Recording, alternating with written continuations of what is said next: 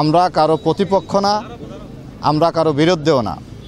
আমাদের ন্যায়সঙ্গত যে অধিকার, সেই অধিকার বাস্তবায়িত হোক, তার পক্ষে আমাদের অবস্থান আমরা জানান দিচ্ছি।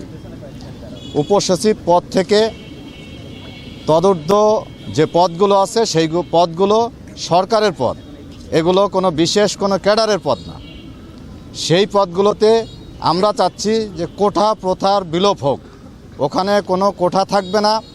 মেধার ভিত্তিতে ওই পদগুলোতে যারা যোগ্য তারাই সেই পদগুলোতে আসুক, সেই দাবিতে আমাদের কেন্দ্রীয় কর্মসূচির অংশ হিসেবে আমরা গোপালগঞ্জ চ্যাপ্টার থেকে 25 ক্যাডারের সদস্যবৃন্দ এখানে একত্রিত হয়ে আমাদের অবস্থান, আমাদের ন্যায্য অধিকার আদায়ের পক্ষে সেই অবস্থান আমরা জানাচ্ছি।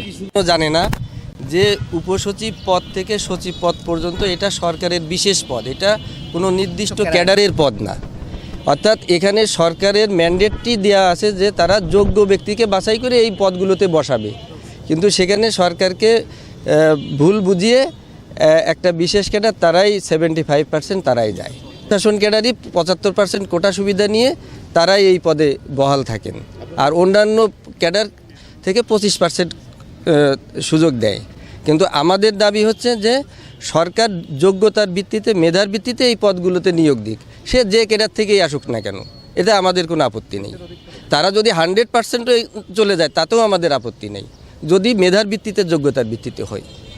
ডিএস পুল বা উপসচিব পুলে আপনি জানবেন যে অধিকাংশ যেহেতু 75% প্রশাসন ক্যাডার থেকে আসেন, তারা কিন্তু যখন 5ম গ্রেড প্রাপ্ত করেন তারা একটা নির্দিষ্ট লোন সুবিধা পান, গাড়ি সুবিধা পান, কিন্তু অন্য অন্য ক্যাডার সার্ভিসের পর্যবেক্ষণ যদি আপনি করেন সেখানে সেটি কিন্তু সেই সুযোগ রাখা হয়নি। এটি কি বৈষম্য নয়? সম্মানিত সুধী, আপনারা যদি আরেকটু খেয়াল করেন, সম্প্রতি মন্ত্রিপরিষদ সচিবে একটি তালিকা পাঠানো হয়েছে। সম্মানিত জেলা প্রশাসক মহোদয় 302টি কমিটির সভাপতি, 302টি কমিটির সভাপতি, আমি আবারও জোর দিয়ে বলতে চাই 302টি কমিটির সভাপতি। জেলাতে জেলা কৃষির জন্য একজন নিয়ন্ত্রক স্যার আছেন, মৎস্যের জন্য আছেন, স্বাস্থ্যের জন্য আছেন, শিক্ষার জন্য আছেন, ইঞ্জিনিয়ার ডিপার্টমেন্টের জন্য আছেন, তাহলে তারা কেন নয় তার কমিটির সভাপতি? 302টি কমিটির সভাপতি হয়ে একজনের পক্ষে এই কমিটির পূর্ণাঙ্গ মিটিং কার্য পরিচালনা করা কি আসলে সুন্দরভাবে সম্ভব, সুশৃঙ্খলভাবে সম্ভব? সেটিকে জনগণের জন্য স্বচ্ছতা জবাবদিহিতা আনছে। এটি বিচার, এটি যুক্তি আপনাদের উপর ছেড়ে দিলাম। যার যার ক্যাডার, তার মন্ত্রণালয়, এটি হচ্ছে আমাদের মূল দাবি। অর্থাৎ গ্রাস রুট থেকে একবারে মন্ত্রণালয়ের শীর্ষ পদ পর্যন্ত যে পদগুলো আছে, স্ব ক্যাডার তারা সেখানে বহাল থাকবে, এটি হচ্ছে আমাদের দাবি।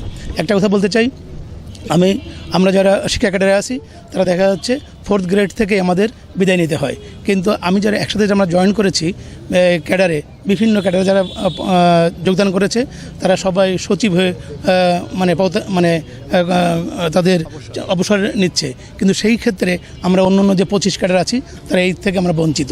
2, আপনারা ইতিমধ্যে দেখেছেন যে আমরা ইতিমধ্যে মন্ত্রণালয়ে দেখেছি যে সমস্ত যারা বঞ্চিত আমাদের অ্যাডমিন ক্যাডারে ছিলেন তাদের কিন্তু বাড়ির থেকে ডেকে এনে তাদেরকে পদোন্নতির ব্যাপারে কথা বলা হচ্ছে। আর আমার ক্যাডারের বিভিন্ন যারা আছে অনেকেই প্রমোশনের অভাবে তারা একজন এই ডেপুটি সেক্রেটারি অবস্থায় তারা অনেকে চলে যেতে হচ্ছে। তো আমরা এই জন্য চাই যে আমরা আমাদের সর্বনিম্ন পদ থেকে আমাদের সচিব পদমর্যাদা পর্যন্ত যে পদগুলো আছে সেগুলো স্ব ক্যাডার তাদের দখলে আসুক। আমাদের 25 ক্যাডারের সাথে কোনো আলোচনা না করেই নির্দিষ্ট কোনো সমাধানে না যেয়ে তারা একটি বিবৃতি দিয়েছে যে তাতে লিখেছে 50% কোটা বহাল রাখবে প্রশাসন ক্যাডারের জন্য, যেটি আমরা কোনোভাবেই যে বাকি 25টি ক্যাডার আছে আমরা চাই না। যেহেতু 24 সালে একটি আন্দোলন হয়েছে, শিক্ষার্থীদের আন্দোলনের মাধ্যমে কোটা প্রথা বিলুপ করা হয়েছে, অথচ ইন সার্ভিসে যখন আসছে তখন নির্দিষ্ট একটি ক্যাডার যারা তাদের নির্দিষ্ট কোটা সংরক্ষণের মাধ্যমে উপরের পদগুলোতে যে বাকি 25টি ক্যাডার কি সবসময় বঞ্চিত করে রেখেছে, এবং তারা কোনোভাবেই তাদের ন্যায্য অধিকার পাচ্ছে না। সকল ক্যাডারের পদোন্নতি, বদলি থেকে শুরু করে সকল কিছু সুযোগ সুবিধা বঞ্চিত করে রেখেছে একটি নির্দিষ্ট ক্যাডার, যার ফলে বাকি 25টি ক্যাডার বঞ্চিত হচ্ছে। এই জনপ্রশাসনকে বর্তমান যে কমিশন সংস্কার করতে আসছেন তারা আবার 50% কোটা বহাল রাখতে চাচ্ছে, যার তীব্র বিরোধিতা করছে এই 25 ক্যাডার। এবং আজকে সেই 25 ক্যাডারের সমন্বয়ের যে কেন্দ্রীয় পরিষদ, তারই ধারাবাহিকতায় আমাদের এখানে এই কর্মসূচি পালিত হচ্ছে।